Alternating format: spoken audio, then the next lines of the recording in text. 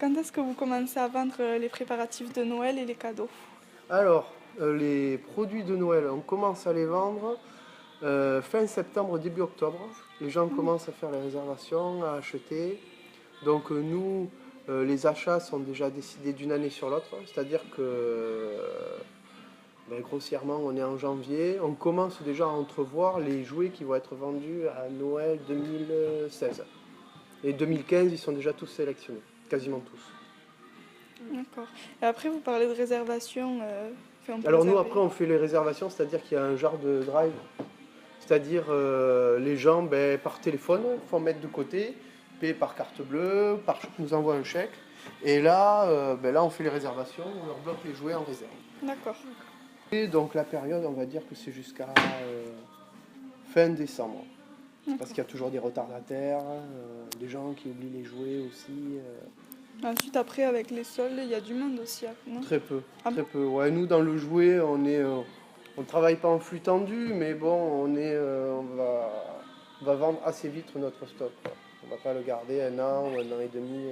D'accord. Si on peut arriver à le garder entre 5 et 7, 8 mois à peu près. D'accord. Ensuite, engagez-vous Père Noël pour animer et attirer de la clientèle ou...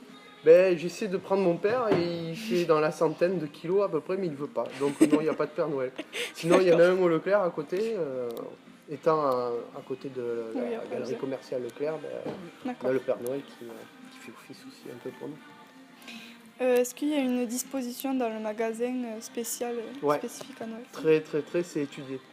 Ah, Je sais pas, par exemple, les bases, par exemple, c'est le sens... les gens tournent dans le sens inverse des aiguilles d'une montre, mais il faut qu'ils rentrent par la droite du magasin. d'accord. Ou par le milieu ou par la droite. Et le sens normal, c'est le sens inverse des aiguilles d'une montre. D'accord. C'est des statistiques. Mais bon, ça, vous devez l'étudier ou un truc comme ça, quoi. Il vaut mieux, parce que si vous étudiez pas ça, pas bon pour vous. Vous l'effacez, ça, hein, vous le marquez pas. Hein. Ensuite, pendant les fêtes, engagez-vous plus de personnel que d'habitude? Ouais, on prend 3 personnes pour les paquets cadeaux. Et en général, 1 ou 2 personnes de plus pour tout ce qui est vente, mise en rayon, tout ça. Et en général, c'est toujours de la famille à des filles qui travaillent ici, parce qu'il n'y a que des filles. Donc, ou des stagiaires qu'on a eus et avec lesquels ça se passait vraiment très très bien, qui étaient performants. Voilà. Et après, au niveau des papiers cadeaux, vous engagez des Ouais, associations? 3 personnes. Non, on prend justement 3 personnes pour faire les papiers cadeaux. Ensuite, est-ce que vous augmentez votre publicité pendant les fêtes? Oui, Jouet Club, on est 350 ou 400 magasins, 350, je ne sais plus combien.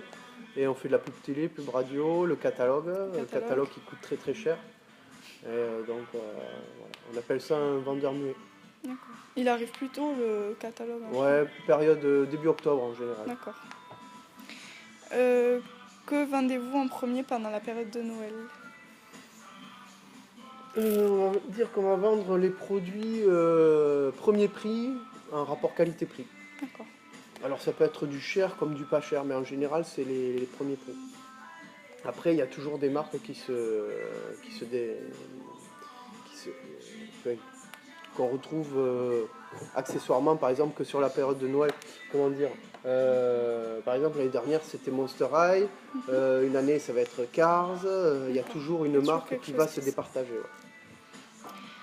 D'accord. Ensuite, quel cadeau avez-vous le plus vendu cette année chez les garçons?